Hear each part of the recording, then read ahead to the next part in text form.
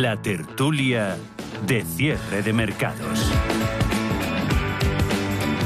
Y comienzo ya rápidamente a dar paso a nuestros contertulios con los que vamos a analizar la actualidad este miércoles 20 de mayo.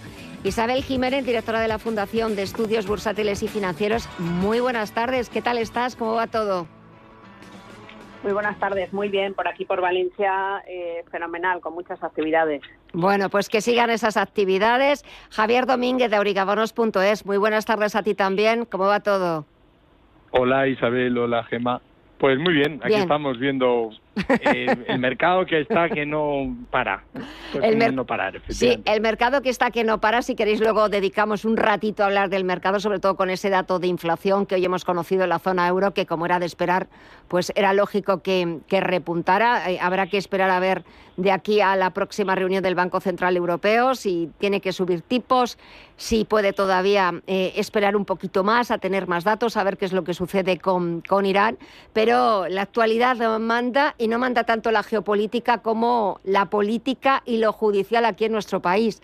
Isabel, José Luis Rodríguez Zapatero tiene que declarar el próximo 2 de junio en la Audiencia Nacional como imputado por todo ese rescate de Plus Ultra y todo lo que esto puede generar desde el punto de vista judicial, político, crisis institucional, la imagen del Partido Socialista, la imagen de un expresidente del Gobierno declarando en la Audiencia Nacional.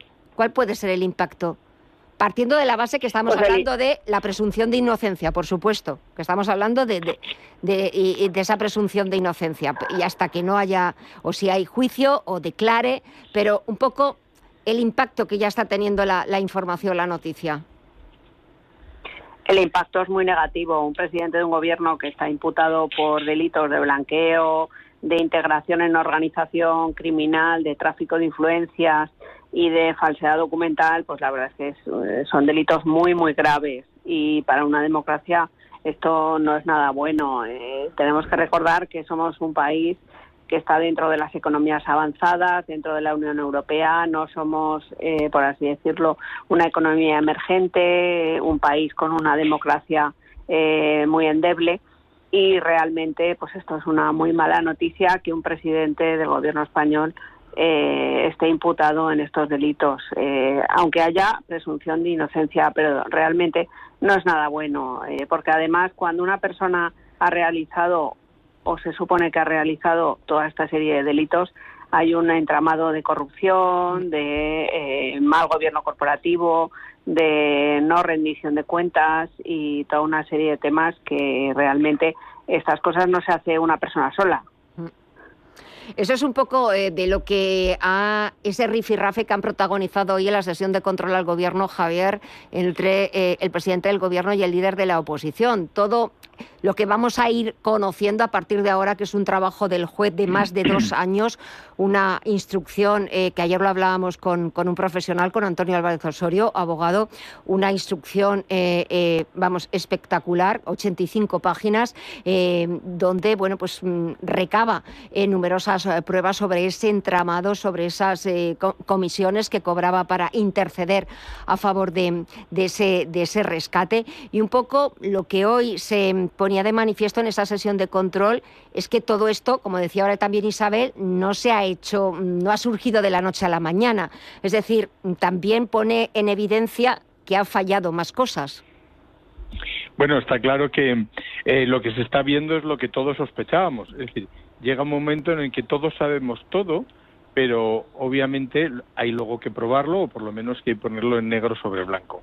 Y lo cierto es que el asunto Plus Ultra, yo creo que es la parte española para que él haga caja y sus hijas hagan caja, pero que luego hay muchas más cosas, y así lo apunta el juez en el escrito, ¿no? Donde se habla de oro, se habla de divisas, se habla de petróleo, donde está la parte más dura, y sobre todo la conexión China, etcétera. Entonces hay mucho más, y yo creo que precisamente el juez Calama lo que ha hecho ha sido, teniendo en cuenta la persona a la cual ha imputado, que es un expresidente del gobierno, y además un expresidente del gobierno muy activo, porque Hay otros expresidentes del gobierno que viven en mundos separados y que se dedican a sus conferencias o sus viajes, pero en el caso de Zapatero está constantemente en los medios porque lo ha utilizado Sánchez de manera habitual en todos los mítines, etcétera. Entonces aparece mucho, no solo en los mítines, sino que también ha sido el sustituto de Santos Cerdán para hablar con Puigdemont en Suiza.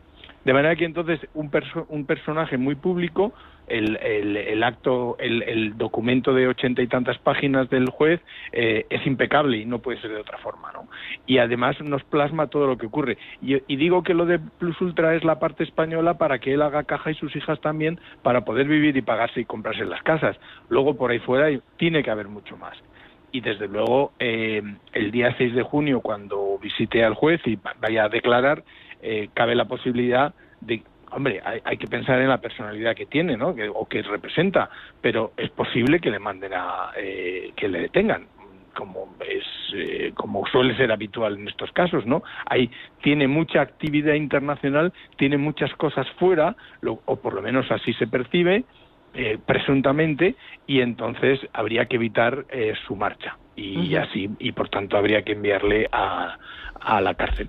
Dicho eso, pues vamos a ver lo que sale, ¿no? Sí. Lo que hay de momento ha sido un enrocamiento de Sánchez, como suele ser habitual, donde ya está absolutamente rodeado, porque todos sus máximos colaboradores de confianza están todos ya imputados o en la cárcel o etcétera, etcétera, etcétera. De manera que es una situación insostenible. Incluso los socios alguno empieza a preocuparse de aquella manera, ¿no? Un poquito con la boca pequeña, pero empiezan a preocuparse. No hay nada como que se mueva un poco más y a lo mejor pierde ese apoyo que tiene en ocasiones señor Sánchez. Fíjate, todo esto, bueno, pues vuelve a poner encima de la mesa, Isabel, todo el asunto polémico ya en su momento del rescate a Plus Ultra.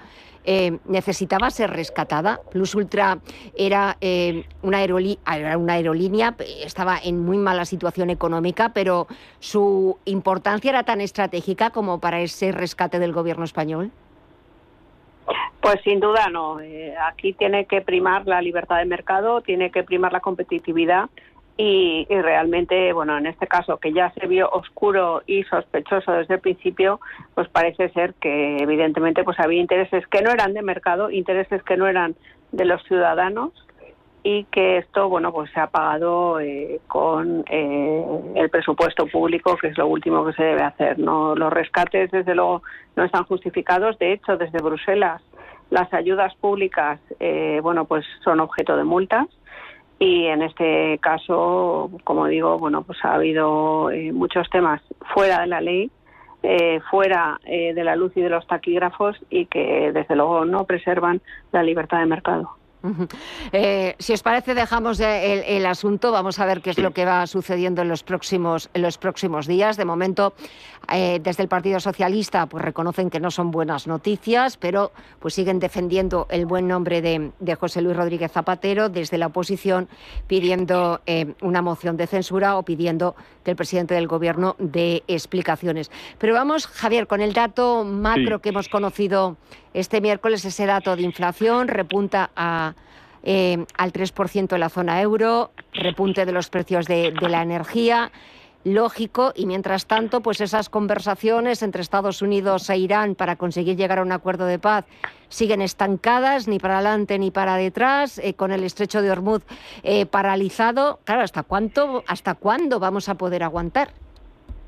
Está complicado. De todas maneras, la inflación en Europa efectivamente ha tocado el 3 la general, pero la subyacente está en el 2,2, bajando del 2,3. Es decir, la subyacente, que es la que supuestamente nos preocupa históricamente por los tipos de interés y por todo lo que significa la marcha de la economía, está bastante controlada. Un 2,2 es muy bueno. Lo que no sabemos es qué es lo que puede ocurrir de aquí a 2 meses o 3 meses, porque lo de Irán tiene muy mala pinta, sinceramente. Es decir, de las guerras que tenía Trump, parece que ahora es, y parece mentira, parece que es más fácil o que tiene ciertos visos la de Rusia a Ucrania más favorable que la de Irán, que está cada día más complicada porque están completamente enrocados. Pues Hoy ha habido una encuesta del Bank of America que suele hacer habitualmente a los grandes gestores del mundo, de las grandes gestoras, y parece muy interesante porque en la renta variable está todo el mundo ahora lanzado a la renta variable. Más del 50% de los movimientos de carteras se ha pasado del anterior, que era solo apostar un 13% por la renta variable, ahora está en un 50%, y de ese 50% el 73% es en USA, sobre todo en sectores de semiconductores. De manera que hay mucha presión, y de hecho hoy está subiendo la bolsa, a pesar de todo esto, está subiendo de manera interesante. Y simultáneamente hay muy poca ilusión por la renta fija, porque efectivamente se ve que va a haber inflación, que están subiendo los tipos, y no paran de subir los tipos en los bonos. Y es así, porque la gente está vendiendo pensando en que efectivamente va a haber subidas de tipos. En el caso de Europa, zona euro, con un 2,2 de subyacente, no va a haber subida de tipos, eso está claro. Si tú estás en el Banco Central Europeo, tú ves esta inflación y dices, de momento me paro, ya veremos el siguiente o el siguiente, pero de momento me paro, no voy a subir los tipos, ¿no? Eso es un poco esa es mi lectura. Isabel, ¿tú qué opinas? Bueno, la verdad es que el vaso se puede ver medio lleno o medio vacío. Medio lleno sería que la inflación no es transitoria debido a la guerra de Irán, efectivamente, porque es una guerra que se presume larga.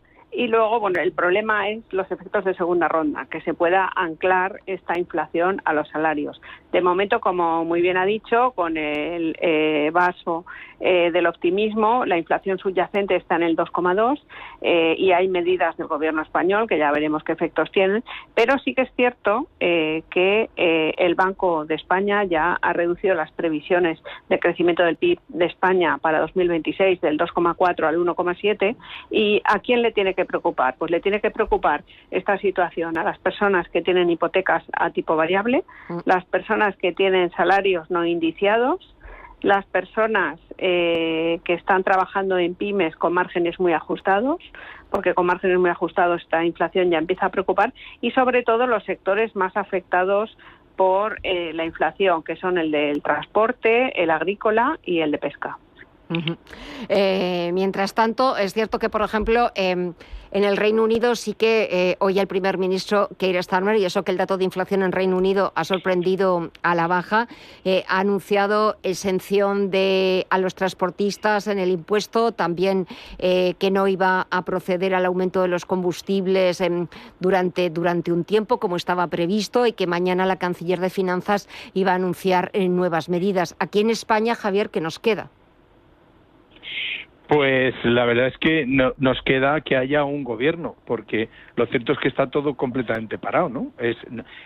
Y sobre todo si ya los reales decretos ya no funcionaban porque los paraban sus socios, ahora después de todo esto veremos cuál es la posición de todos los socios, porque a lo mejor los socios no le van a echar a Sánchez, pero desde luego no le van a aprobar ni una sola ley. Entonces, según nos lo plantea, nos vamos a tirar un año entero, porque se habla de mayo del año que viene, del supermartes o el superdomingo o superelecciones, que sería en mayo del 2027, todo un año entero sin una sola ley nueva, de manera que es imposible. Luego van haciendo sus changuáis con el presupuesto. Como no hay presupuesto, pues quitan las cifras de un sitio y las ponen en otro. Claro, la Unión Europea está bastante mosca, porque como ya sabemos, porque se ha demostrado que tocaron los fondos de la Next Generation para pagar pensiones. Bueno, pues eso no lo van a poder hacer más. De manera que, ¿qué es lo que tenemos por delante? Pues nada, no tenemos absolutamente nada. Más inmigración, porque todo ese proceso sigue en marcha y se está haciendo hasta finales de junio. Va a haber nuevos inscritos. La sanidad, los médicos están de huelga y entiendo que saldrán, pero lo cierto es que no va a haber nuevas viviendas, no va a haber absolutamente nada. Vamos a estar paralizados durante un año y a ver si hay una posibilidad de que hagamos algo. De momento estamos sobreviviendo, No. O sea, de momento no se rompe nada, pero sobreviviendo esto y enfrentándonos a las próximas olas de calor, que ya empieza Meteorología a advertir que a partir de mañana. Isabel, ¿cómo vamos a sobrevivir de aquí al año que viene? Bueno, viene un trimestre complicado para la inflación, lo has dicho. Las olas de calor, empieza el consumo eléctrico y es un trimestre tenso. Hemos tenido un trimestre de primavera en el que no ha hecho calor y bueno, pues el consumo de combustible pues no ha sido tan alto, pero verano es complicado, sobre todo en una potencia turística como es la española con calor. Sí. Bueno, veremos a ver qué es lo que va pasando. Isabel, Javier, os doy las gracias a los dos por estos minutitos. Que paséis muy buena tarde, muy buena semana y nos hablamos la próxima. Un fortísimo abrazo a los dos y muchísimas gracias, como siempre. Hasta pronto. Un abrazo, gracias. Adiós. Un abrazo, gracias.